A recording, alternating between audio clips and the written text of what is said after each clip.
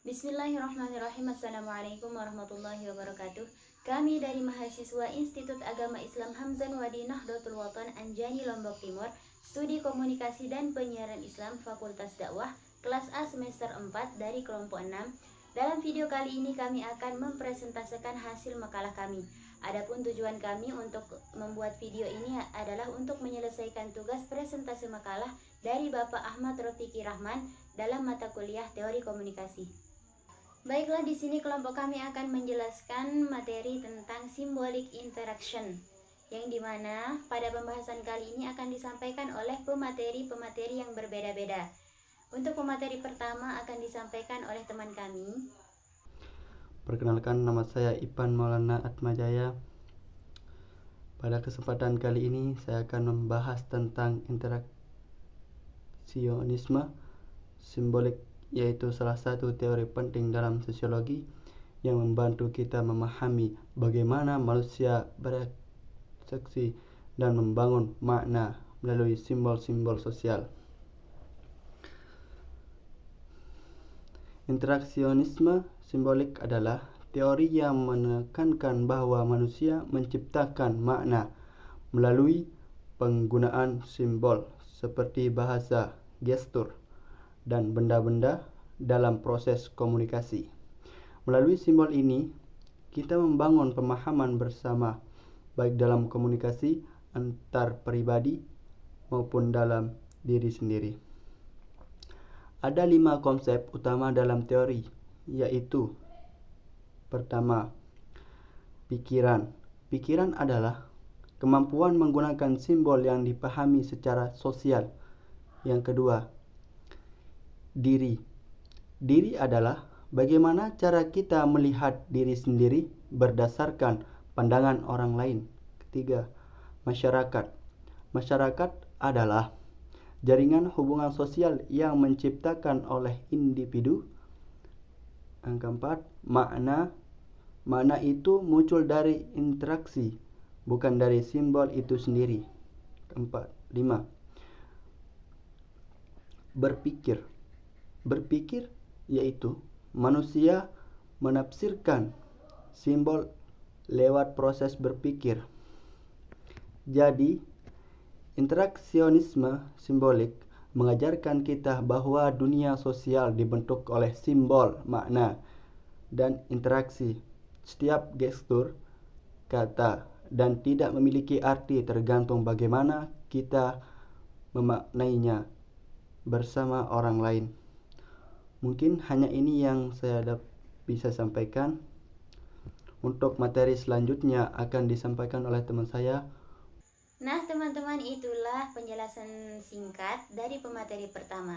Kemudian kita akan lanjut pada pembahasan yang kedua, yaitu yang akan disampaikan oleh saya sendiri, yang dimana pada pembahasan ini kita akan membahas tentang sejarah singkat dan perkembangan symbolic interaction.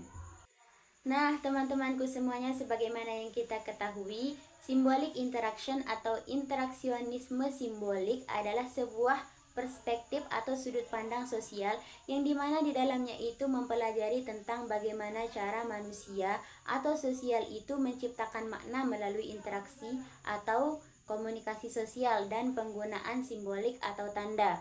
Teori ini dimulai pada awal abad ke-20 yang bertumpu pada pemikiran filsuf dan sosiolog seperti George Herbert Mead dan Herbert Blumer yang menekankan pada pentingnya simbol dan bahasa untuk membentuk pemahaman diri dan dunia sosial. Baiklah, untuk yang selanjutnya yaitu tentang perkembangannya. Di sini dimulai pada tahun 1863 sampai 1931 itu George Herbert Mead menggagas konsep tentang interaksionisme simbolik, teman-teman. Yang dimana pada gagasan ini tuh pada tahun ini dia menekankan tentang pentingnya makna dan simbol dalam interaksi sosial. Teman-teman, kemudian pada tahun 1900 sampai dengan 1987 Herbert Blumer mengembangkan teori ini yang menekankan bahwa makna itu dibentuk melalui interaksi sosial dan dimodifikasi melalui interpretasi, yaitu kesepemahaman atau kesepakatan. Kemudian materi selanjutnya akan disampaikan oleh teman kami. Halo, nama saya Andi Umu. Di sini saya akan melanjutkan materi kita, yaitu materi terakhir tentang prinsip-prinsip symbolic interaction. Oke, ada 3 prinsip utama dalam symbolic interaction. Yang pertama itu individu berdasarkan makna. Nah, individu bertindak berdasarkan makna itu, yaitu menekankan bahwasanya perilaku seseorang tidak langsung ditentukan oleh objek dan situasi, tetapi oleh makna yang diberikan pada objek dan situasi tersebut oleh individu.